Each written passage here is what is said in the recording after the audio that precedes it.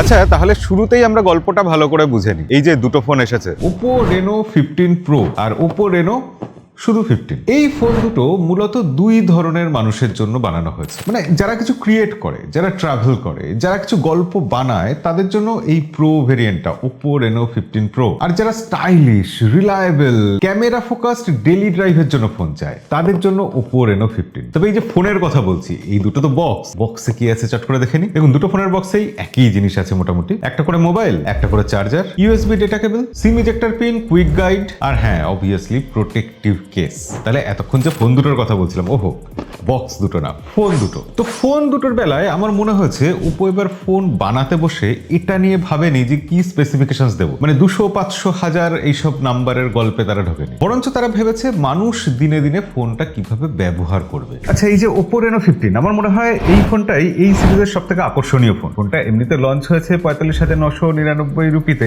Base variant. গতবারের Oppo Reno থেকে এইবারের Oppo Renoর দাম একটু বেড়েছে। এখন সব ফোনের দামই বেড়ে যাচ্ছে, সেখানে Oppoর এই ফোনটা একটু বেশি দাম মনে হতেই পারে। ডিজাইন হালকা, লুক প্রিমিয়াম, হাতে নিলে রেনো সিরিজের ফিলটা আছে। এবং এই ফোনটার যে সাইজ, ফোনটা খুব বড়ও বলা যাবে না, আবার একদম ছোট ফোনও নয়, একদম হ্যান্ডি ফোন। মানে হাতে নিয়ে মনে হবে ঠিকঠাক পারফেক্ট সাইজ। ফোনটার মাত্র 197 গ্রাম ওজন, 7.7 মিলিমিটার এটার থিকনেস, 6.59 ইঞ্চি একটা LTPS অ্যামোলেড 120 হার্টজের প্যানেল রয়েছে এখানে। গরিলা গ্লাস 7i এর প্রোটেকশনও আছে। তবে এই ডিসপ্লেটার কোয়ালিটি কিন্তু বেশ ভালো, যথেষ্ট ব্রাইট, এবং সবথেকে যেটা আমার ভালো লেগেছে, এই ডিসপ্লের চারিদিকে কোথাও চিল বেজেল আলাদা করে ধরতে পারবেন না। একটা সিমেট্রিক ব্যাপার রয়েছে এবং পাতলা খুব বেজেল, এবং সাইজটা যেহেতু ঠিকঠাক, এই ডিসপ্লেটা কিন্তু দেখতে, স্ক্রল করতে, বিভিন্ন জিনিস পড়তে বেশ সুবিধাজনক এবং ভালো লাগছে। এছাড়া রয়েছে in display fingerprint sensor, always on display, dual stereo speaker, আর উপরে একটা IR ব্লাস্টার। এই ফোনে রয়েছে কোয়ালকমের প্রসেসর, কোয়ালকম স্ন্যাপড্রাগন 7 Gen 4, সাথে রয়েছে LPDDR5X RAM, যেটা বেস্ট। এছাড়া UFS 3.1 স্টোরেজ টাইপ। হ্যাঁ,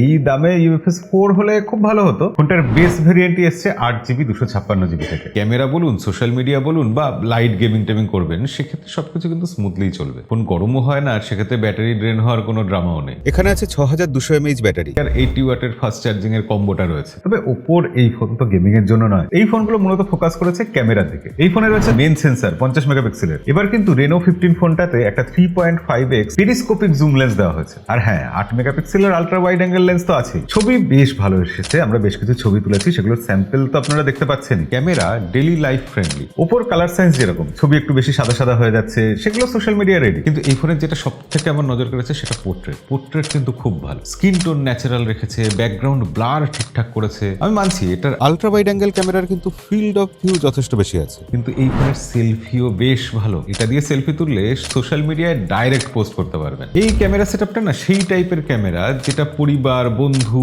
অফিস, ফেস্টিভ্যাল সব জায়গায় ঠিকঠাক কাজ করে। এই ফোনে একটা অসাধারণ ফিচার আছে, পপ আউট ফিচার। এই ফিচারের মাধ্যমে আমরা যে কোনো দুটো লাইভ ফটোকে নিয়ে একসাথে মার্জ করে দিতে পারি, এবং তারপর রেজাল্টটা এইরকম ম্যাজিক্যাল হয়। অথবা আমরা গ্যালারি থেকে দুটো ফটো নিয়ে সেই দুটোকেও এইভাবে মার্জ করতে পারি, এবং তারপর জিনিসটা দেখতে কিরকম লাগে একবার দেখুন। এই যে Reno 15 Pro, এই ফোনটা হাতে নিয়ে আমার প্রথমে যেটা মনে হয়েছিল, ফোনটা বেশ হালকা। তবে হ্যাঁ, হালকা মানে কিন্তু চিপ নয়। স্লিম বডি, ব্যাক সাইডে গ্লাস রয়েছে। ক্যামেরা রিংটা কিন্তু খুব ফ্ল্যাশি নয়, আবার চোখেও পড়ে। ফোনটা পকেটে রাখলে ভারী লাগে না, আবার কভার খুলে রাখলেও খুব একটা ভয় লাগে না। IP66, 68, 69 মানে যত রকম IP রেটিং হয় সব দিয়ে দিয়েছে। এবার এই ফোনের গল্পটা শুরু হয়েছে আসলে ক্যামেরা দিয়ে। ইদানিং আমি একটা ফোন নিয়ে যেটা সব থেকে বেশি করি সেটা হচ্ছে ছবি তুলি। খাবার, রাস্তা, আকাশ, মানুষ, মানে সব রকম ছবি, ভ্যারাইটি অফ পিকচার্স। আর এই ফোনটাতে কিন্তু 200 মেগাপিক্সেল ক্যামেরা আছে, মানে 200 মেগাপিক্সেল খুব একটা প্রথমে পাত্তা দেয়নি, কিন্তু এদিক ওদিক ঘুরতে গিয়ে বুঝলাম আসল ব্যাপারটা। ধরুন এই ছবিটা যখন তুলেছি ডিটেলস খেয়াল করিনি, কিন্তু যখন ছবিটা জুম করে গ্যালারি থেকে দেখলাম, তখন দেখলাম এখানে আলো ছায়ার যে টেক্সচারটা আছে, গাছের ডাল বা পাতার যে ডিটেলসটা আছে, বা একদম দূরে যে জিনিসটা দেখা যাচ্ছে, সেগুলো কিন্তু তখন নজর করি। মানে ফিলিংটা এরকম, এই ক্যামেরা দিয়ে যখন ছবি তুলছি সেই সময়ের থেকে পরে গিয়ে আনন্দটা বেশি দিচ্ছে। কি বেশি বেশি বলছি মনে হচ্ছে? আসলে ব্যাপারটা তা নয়। ধরুন একটা ছবিতে যদি অনেক ডিটেলস থাকে, তাহলে সেই ছবিটা থেকেই আলাদা একটা ফ্রেম বার করে নেওয়া যায়। কন্টেন্ট ক্রিয়েটর হলে এই জিনিসটা কিন্তু একদম সোনায় সোহাগা। কিন্তু এই ক্যামেরার আসল জায়গা হচ্ছে 3.5x টেলিফোটো জুম লেন্স। আমি জানি না টেলিফটো লেন্স ব্যাপারটা এত আন্ডাররেটেড কেন। আমি কিন্তু বরাবর মানে যারা বহুদিন ধরে আমার ভিডিও দেখছেন তারা জানেন যে টেলিফটো জুম লেন্সকে আমি কিন্তু বেশি প্রায়োরিটি দিয়েছি আলট্রা ওয়াইড অ্যাঙ্গেল লেন্সের থেকে। যখন পোর্ট্রেট তুলছি মুখটা তো সামনে আসছে, জুম হচ্ছে, কিন্তু ব্যাকগ্রাউন্ডের যে ব্লার হওয়া, সাবজেক্টের থেকে ব্যাকগ্রাউন্ডকে যে আলাদা করা, সেটা কিন্তু এই টেলিফটো জুম লেন্স থাকলেই সম্ভব। শুধু সফটওয়্যার দিয়ে সেটা হয় না। মানে জিনিসটা এরকম যে what I see versus what I captured. চোখে তো একরকম দেখেছিলাম, কিন্তু তোলা ছবিটা যখন পরে দেখছি তখন কিন্তু অন্যরকম লাগছে শুধুমাত্র টেলিফটো জুম লেন্সের জন্য। আর বেড়াতে গেলে যে সেলফি লাগে, গ্রুপ ফটো লাগে, সেখানেও কিন্তু এই ক্যামেরা আমাকে হতাশ করে। যখন বন্ধুদের সাথে কেউ গ্রুপ ছবি তোলে তখন সবকিছু কিন্তু শার্প এসেছে, ইনফ্যাক্ট পিছনের ভিউটা পর্যন্ত আছে। এবার এটুকু যেখানে বোঝা গেছে যে এটা ক্রিয়েটার ফ্রেন্ডলি ফোন, সেখানে হাঁটতে হাঁটতে ভিডিও করা হয়েছে এবং দেখলাম এখানে 4K 60 FPS এ HDR ভিডিও পর্যন্ত রেকর্ড করা যাচ্ছে। ডুয়াল ভিউ ভিডিও আছে এবং সামনের পিছনের ক্যামেরা সুইচ করা যাচ্ছে ভিডিও রেকর্ড চলাকালীন অবস্থায়। ভিডিওর ক্ষেত্রে শেক কম, আলো ঠিকঠাক ব্যালেন্স করেছে, আর তার ফলে মুখ কালো হয়ে যায়নি, যেটা HDR ভিডিও না হলে হয়ে যায় অনেক সময়। তার মানে আবার ভেবে বসবেন না আমি বলছি এটা প্রফেশনাল ক্যামেরা, সেটা নয়। কিন্তু মোবাইল ব্লগিং এর জন্য এটা খুব কাজের। আর ক্যামেরার এসব কাজ করার জন্য যেটা দরকার সেটা হচ্ছে একটা ভালো প্রসেসর। MediaTek Dimensity 8450 নিয়ে আমি খুব একটা ভাবিনি, কারণ এই প্রসেসরটা বহু ফোনে আমি এর আগে দেখেছি এবং পরীক্ষিত প্রসেস। ইনস্টাগ্রাম, ক্রোম, ইউটিউব সব একসাথে খোলা যাচ্ছে, ক্যামেরা খুলে বন্ধ করা, এডিটিং অ্যাপ্লিকেশন চালানো। গেমিং করেছি, তবে খুব হেভি গেমিং এর জন্য তো এসব ফোন নয়, তবে টুকটাক গেম চালিয়ে দেখেছি যে ফোন গরম হয়ে কোনো ঝামেলা বাড়াচ্ছে না। কিন্তু এই ফোনের আসল শান্তির জায়গা হচ্ছে ব্যাটারি। এত ক্যামেরা যদি ইউজ করতে হয় ভালো ব্যাটারি তো লাগবেই। এখানে 6500 mAh ব্যাটারি দেওয়া হয়েছে। একদিনের ট্রিপে ধরুন ছবি, ভিডিও, জিপিএস, ইনস্টাগ্রাম সব চালানোর পর বাড়ি এসে দেখবেন যে তখনও চার্জ রয়েছে। আর চার্জ দিতে গেলেও কোনো সমস্যা নেই, কারণ 80 ওয়াটের ফাস্ট চার্জিং এর সাপোর্ট রয়েছে। বাই দ্য ওয়ে, এর সাথে কিন্তু 50 ওয়াটের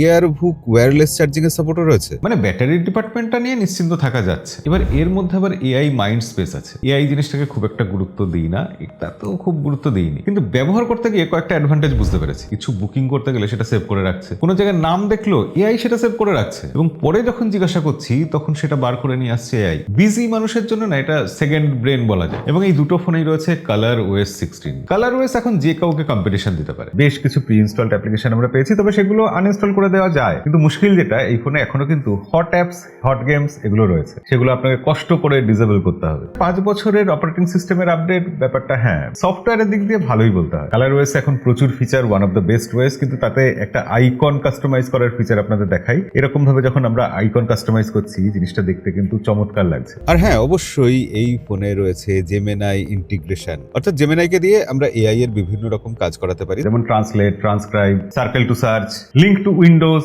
এছাড়া এখন এইসব ফোনে বিশেষ একটা ব্যাপার হচ্ছে যে iOS এর সাথে যে কোনো ফাইল সিমলেসলি ট্রান্সফার করা যায়। এছাড়া ওপোর ফোন যেখানে রেনো সিরিজের প্রতিটা ফোনেই ও ডায়ালার রয়েছে, অর্থাৎ চুপচাপ কল রেকর্ড করে নেওয়া যাবে, কেউ জানতেও পারবে না। এবার তুমি যদি কন্টেন্ট বানাও, ট্রাভেল করো, ক্যামেরা নিয়ে যদি গল্প বলতে চাও, এআই ফিচার যদি সত্যিই ব্যবহার করো, তাহলে ওপো রেনো 15 প্রো ফোনটা তোমার জন্য। আর যদি তুমি একটা স্টাইলিশ ফোন চাও যাতে ভালো ক্যামেরা থাকবে, একটা শান্তির ডেলি ইউজ করতে পারবে, প্রো ভেরিয়েন্টের এক্সট্রা খরচাটা যদি না ওঠাতে চাও, তাহলে ওপো রেনো 15। এই ওপো রেনো 15 এই ফোনটার 8GB 256GB ভেরিয়েন্ট লঞ্চ হয়েছে 45,999 টাকাতে। আর রেনো 15 প্রো তার 12GB 256GB দাম রাখা হয়েছে 67,999 টাকা। এই ফোনগুলো 13ই জানুয়ারি থেকে পাওয়া যাবে।